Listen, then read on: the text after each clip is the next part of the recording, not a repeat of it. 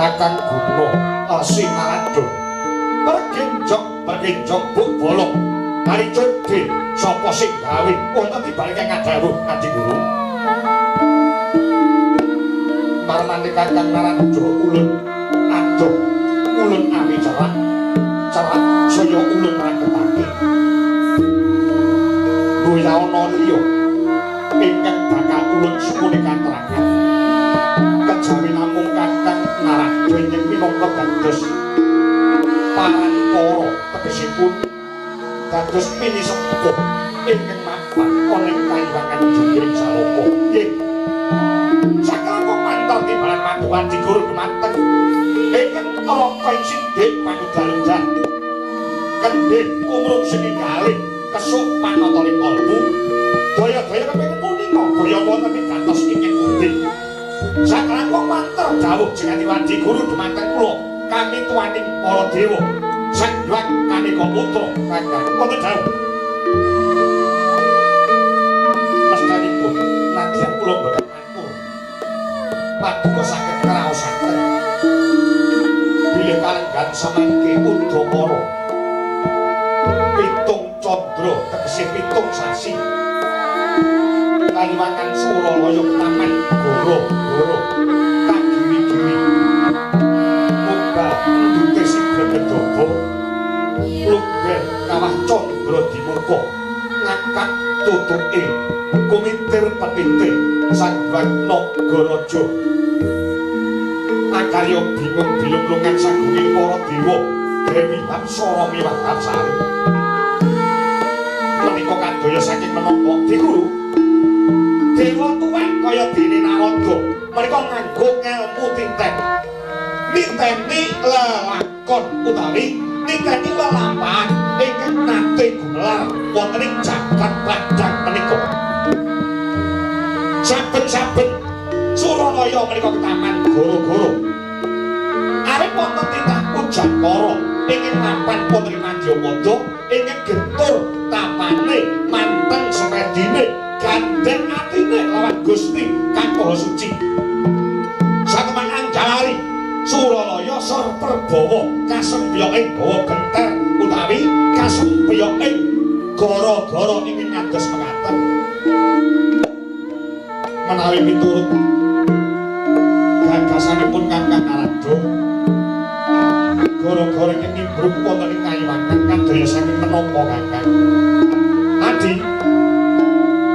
sasampunipun kula kriti kanthi hormati kahanan wonten ing jagat kalenggan samangke boten wonten titahing Gusti ingkang nedeng teteki yoga brata lah kula gandeng-gandengke lawan lakon ingkang wonten kayuwangan mbok menawi boten klentu panggraita kula geger kang sarta gara-gara ingkang nimbrung wonten ing kayuwangan menika dipun timbulaken saking kayuwangan Swarga Dharana. Payiwangan Swarga Dharana menika papanipun Bathara Brahma. Langkar kados mekaten. Tah, monggo kula aturi mirsani. Dereng dangu menika Brahma menika mantu putrane putri nggih menika Sang Batari Dresanala. Ingin sampun ngadapaken kalian penengah Pandhawa pun Arjuna inggih Janaka. Monggo bebrayanipun Janaka kalian pun Dresanala kaliyan samangke sampun pinercaya dening Gusti Ing Maha Suci wujudipun wiji sejati ingin tumanem tanjem boten padharanipun nggih menika pun Dresanala. Kula entuk sampun 7 sasi anggenipun gerbinipun Dresanala. Lah awet saking ageng pangaribbawanipun gedhe perbawane jabang bayi ingin wonten jroning kandhutan satemah Anjari Suraya Taman Boro-boro.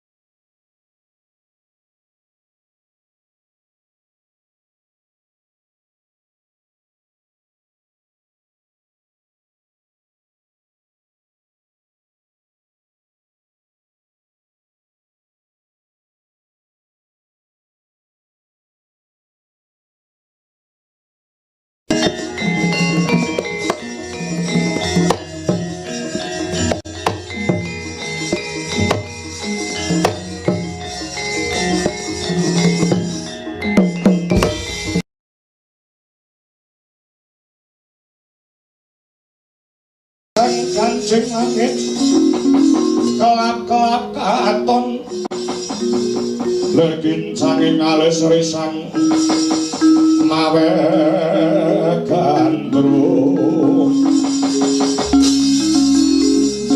sampan katulu mukiran moyak mayek saking jas Balewara lumare sang gandrung Dohari Sumitra tanaya parandra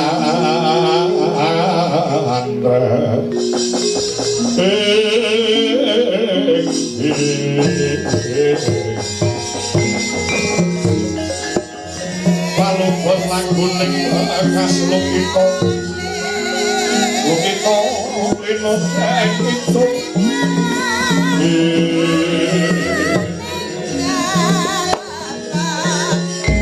Aku ngadar ngomong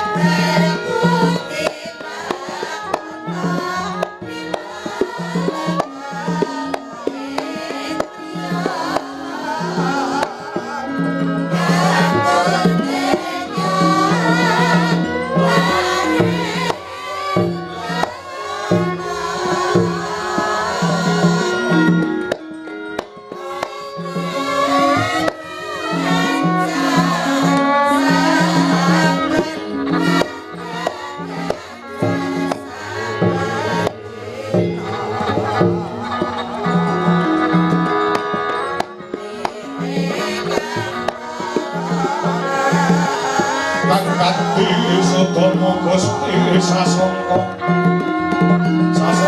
kasongan saya raras ruming sari-sari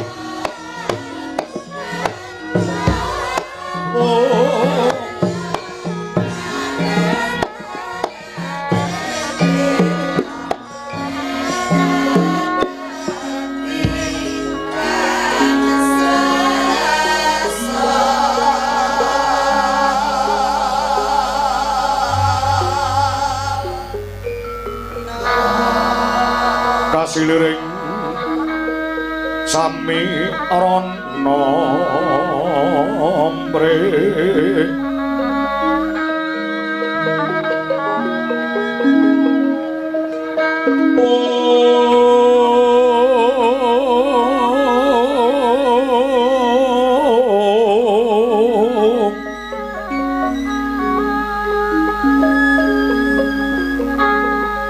Sekara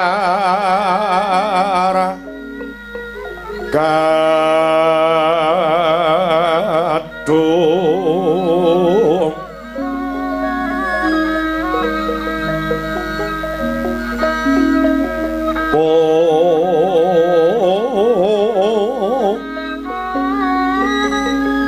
ngas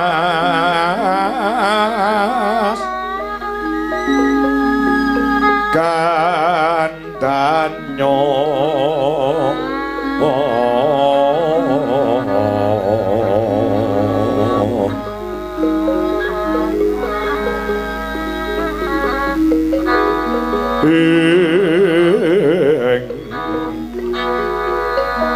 awe hararas parananding trio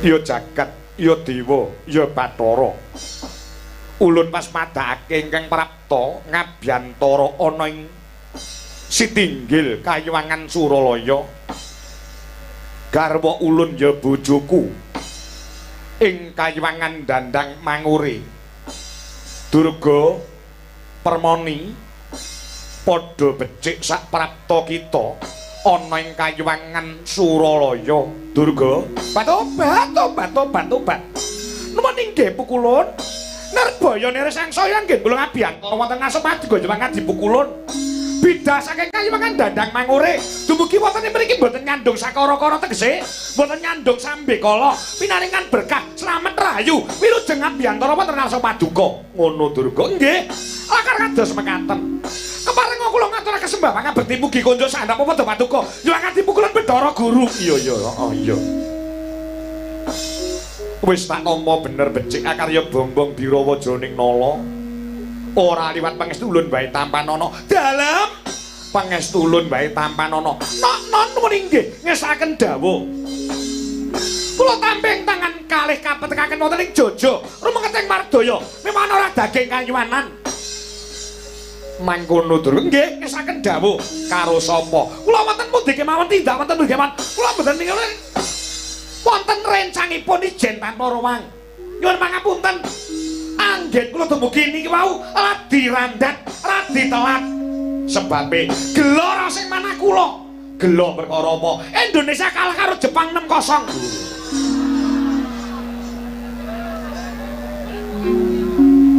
Perkara kaya ngono kok mok pikir, kowe enek sing mikir dhewe. Nggih, mila radi randhet anggen kula. Ngabiyantara wonten ngasemadga Jepang dipukulun ana apa Durga? Ngaten pukulun. Brahmara reh mangosumyung ambrangen.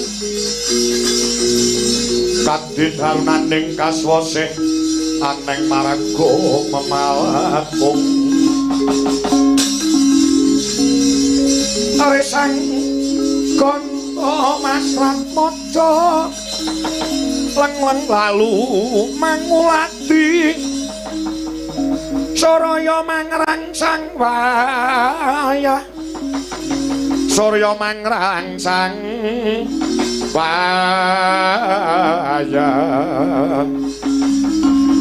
Bumya samo ora wayah hamto sowan kula wonten ngasomadga Jepang Katipukulun ingkang angka sepisan kepengin tilik kayuwanan Maduka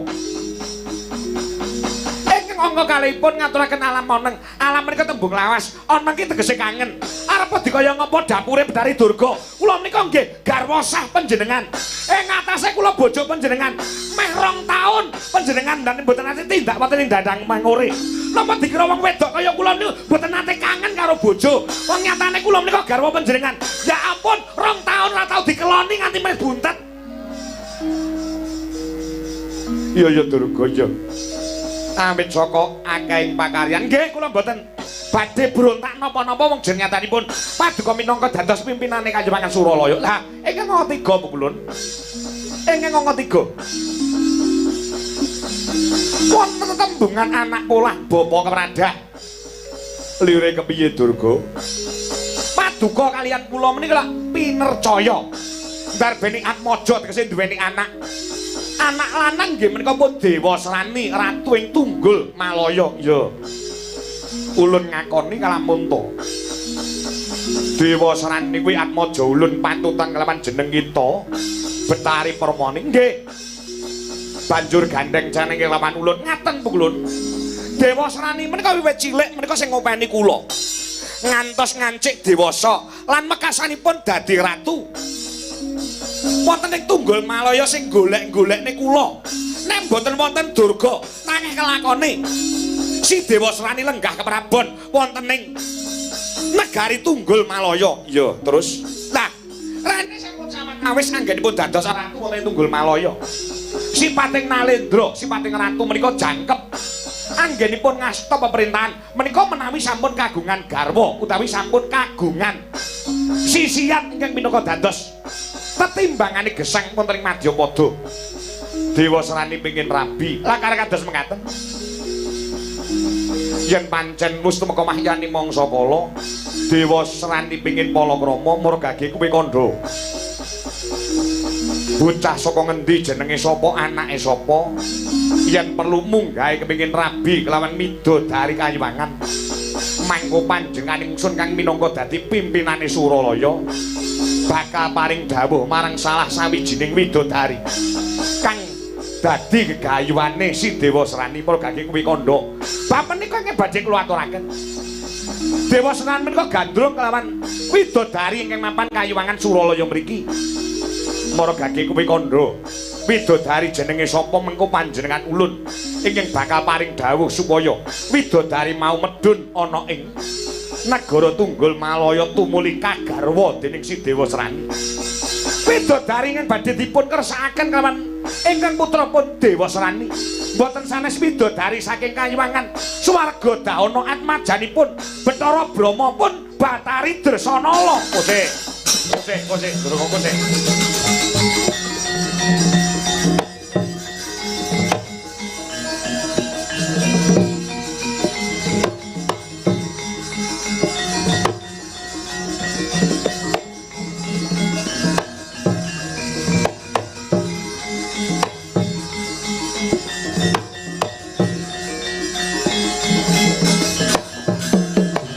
Jatri sang kapirangu rinangkul kinempit kempit dosang retnaning bawana dosang retnaning bawana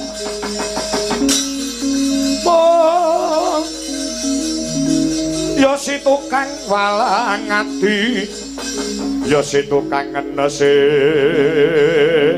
jas ya si tukang kudu karing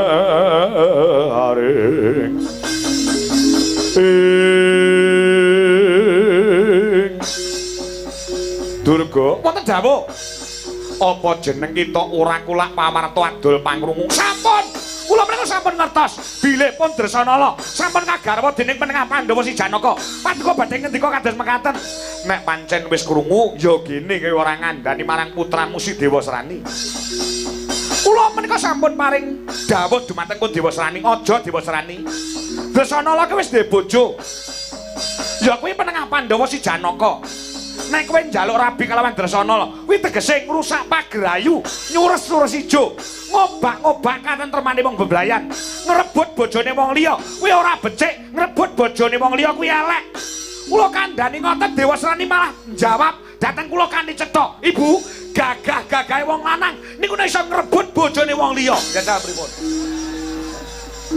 saya iso ngrebut bojone kancane dhewe lah niku napa mboten ngelu sirah kula nganti kula mbeni bir telung gendol kesore wae dadi Dewa Srani wis mok kandhani sampun nyuwun pangapura permoni yen to si Dewa Srani kepengin jawab kelawan Dresanala ulun ora bakal bisa minangkani pukulun paduka ing sekawit paring dawuh kanthi cetha bilih sedaya widodari menika sahandap wonten panguwasa paduka angele sepira paduka kantun megataken katresnanipun megataken bebrayanipun Janaka kaliyan Dresanala Dresanala kowe tak rabekne karo anakku ngono angele sepira lho kuwi tegese ngrusak tatanan kang saton nusak angger-angger ingkang mapan ana ing Kayuwangan Suralaya purun apa mboten ora bakal tak tindakne nek mboten purun kula nyuwun pamit Dewa Srani sampun sumpah tinimbang gagal rabi kelawan Dresanala luwih becik Dewa Srani bakal mati gantung wonten ing alun-alun Tunggul Malaya timbang Dewa Srani dadi tontonane wong akeh mati gantung luwih becik kula patenane dhewe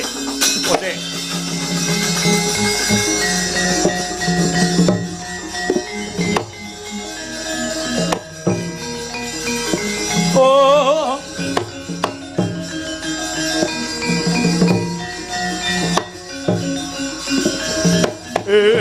ai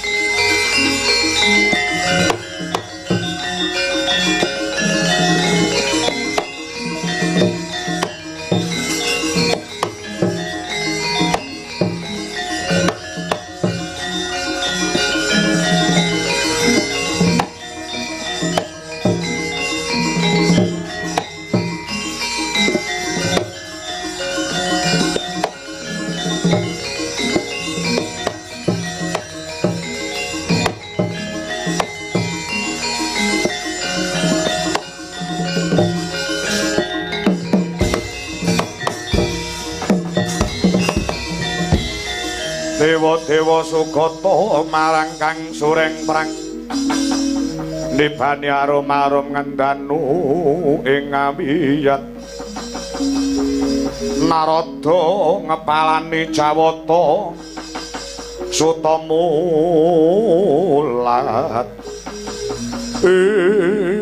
amat dipun gondheli kose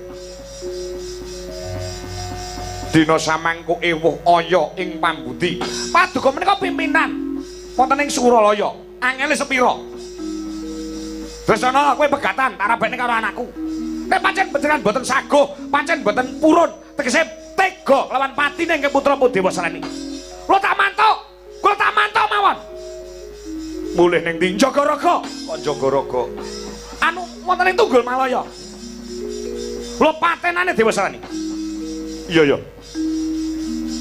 Durga bot-bote gedhe tanggung jawab ulun kelawan anak si Dewa Serani dina samangku mbuh piye carane bakal tak pinangkani. Dewa Serani bakal tak rabekke kelawan Dresanala. Keriye di Guru, geger lagi engko wae cilaka. Oh, langgala. Keriye. Oh.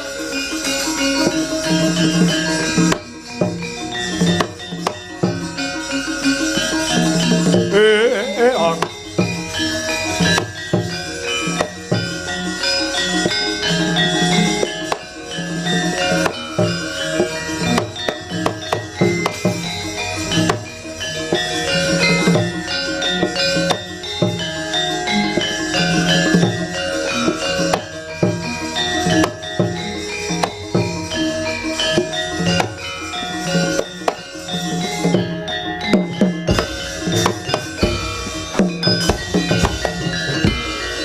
Cumangkah hanggro sesumbar lindu gatar bumi gonceng gumalodo kuntura gato bungo bengkang colonidi lumembak banyu kumambang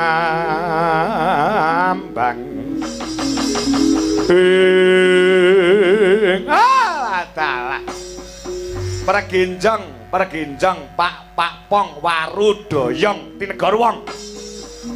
Adah soto jenenge rombong, rambut dawa jenenge gondrong, untu entek jenenge ompong, bojo moblong tinggal jagong dikeloni wong. Bah. Lagi. Di Guru wonten dawuh Kakang. Keriyen nek paduka badhe nuruti karepe anak niku pancen wajibe wong tuwa nuruti. Ning ditonton didelok luwih dhisik pakartine anak kuwi bener apa luput. Mapan nggon bebener napa nerjang wawaler. Ha niki mengke panjenengan duweni kesaguhan. Badhe dipun dhawuhaken kelawan pun Dresanala, tegese purun boten purun, mau tidak mau. Anggenipun Rabi Janaka kelawan Dresanala. Mongko Dresanala pun meteng 7 sasi. Panjenengan pegataken mung nuruti kekarepane anak. Lho, niki sing diarani nasak nusuk Kang Sarta ngrusak wewaler nrajang angger-angger. Kersane Kakang Narada ampun dipun nuruti.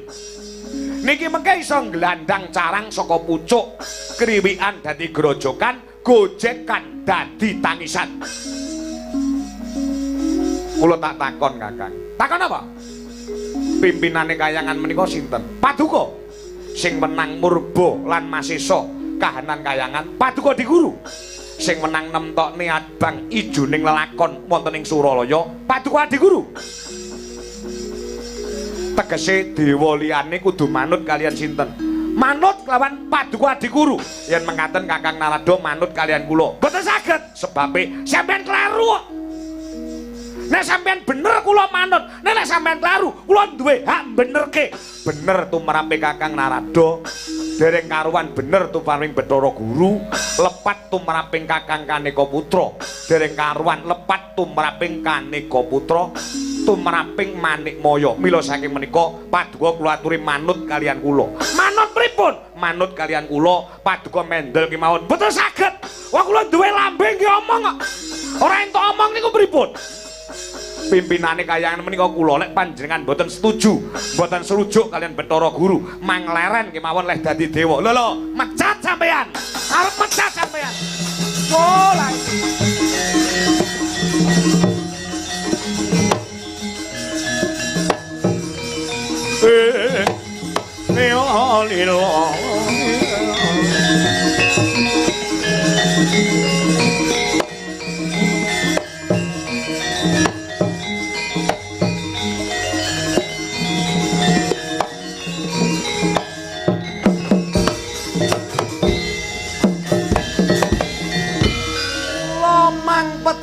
boten patheken Di Guru. Nek pancen sampeyan niku bener, Nek sampean niku luput kula mang pecat mboten napa-napa. Rumangsane kula leren lek dadi dewa napa mboten iso mangan? Iso. Kula malah rencana badhe medhun wonten ing Arcapada, golek gawean saentene. Rumangsane apa dikira panganan pune wonten kayangan tok. Ngarcapada niku kathah. Dadi tukang GoFood utawa Gojek kula nggih saged. Kakang Narada Mang Mendel, Mang Manut kalian kula. Mboten saged. Nek mboten saged lan mboten manut kalian kula, pinarak monggo kundur nderekaken sugeng tindak. Wah, nundung sampean. Ewak tenan.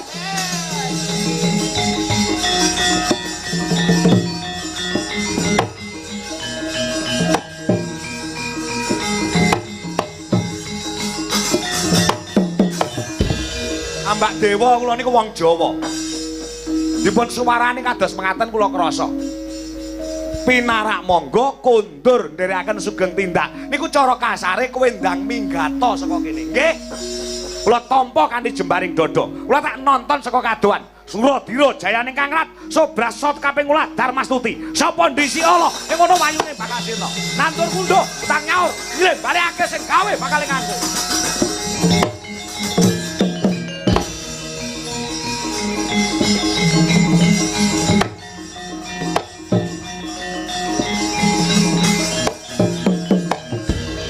Mboten sak digondeli. Arep metu ka rombongan yo ben dewa tuwek kok. Isih akeh dewa sing nom-nom magang kepengin nderek dhumateng panjenengan. Iya.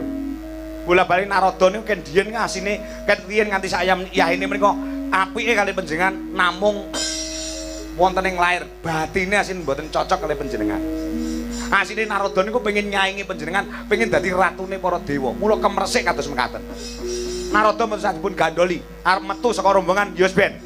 Golek ganti liyane, wong dewa tuwek kaya ngono. Cangkemmu mune piye?